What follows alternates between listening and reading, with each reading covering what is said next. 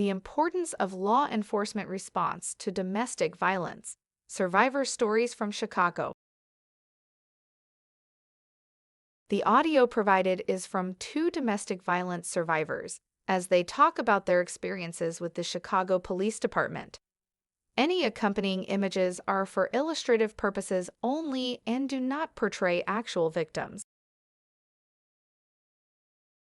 We first asked survivors to share a short summary of their domestic violence experience. I met this person on Facebook, dating on Facebook. Everything about this person was an absolute lie. The only thing that was true was his name. He sent the representation of who he thought I wanted him to be. So he was a bachelor's degree, had his own place, 2 cars, made $100,000 a year. He was going off of what I was telling him about myself. So he had to put on a fake facade in order to get with me. And I started to notice things wasn't adding up. And when I would approach him about it, he would become violent. So we were constantly fighting. He would damage things in my home. He has broken my gate. He's kicked in my garage door, stole my rims out of my out of my garage. He shut down my water tank. I had to buy another water tank. He was cutting my hot water off. He caused a gas leak in my home because he was messing with my furnace and took out the exhaust pipes. So I've been headbutt, I've been slapped, I've been thrown to the ground. I've been called out my name. He made me feel as though I needed him, but I didn't need him. And when he realized that it was hard to get rid of him, so I had to get an order of protection against him. And he's also threatened my kids. I have a 17 and 20-year-old, and he's threatened them because I wouldn't let him in my house. And he did pull a gun on me last year while driving erratically. He had choked me. He has followed me to work. He's followed me from work. He's cut me off on the expressway. He had put a pillow over my face. I had met somebody that was kind of like going through something similar that I was going through in the past.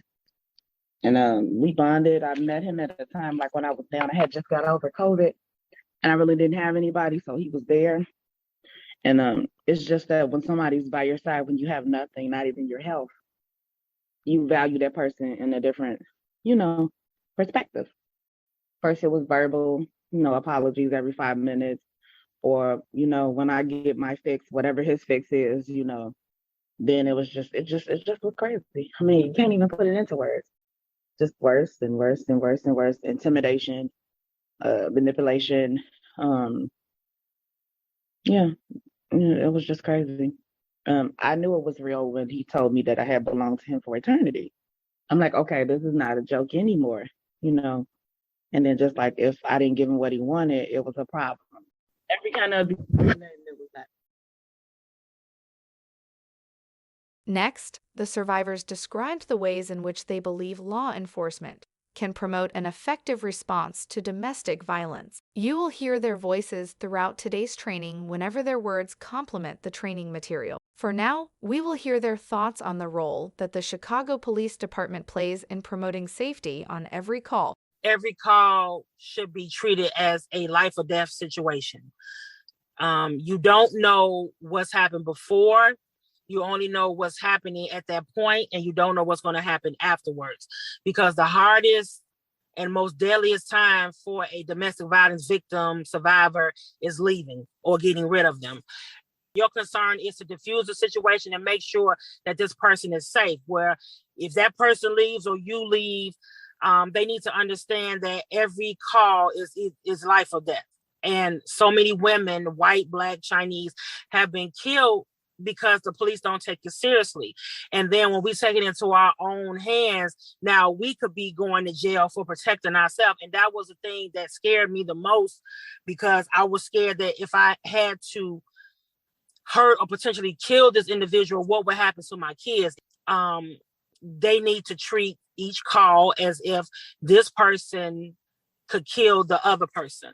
We're all human. This could be your mother. This could be your sister. This could be your daughter. You know, the same urgency you will have for your family, you should have for someone else's family. Because I am a mother, I am a sister, I am a daughter. So you need to treat me as if I'm part of your family.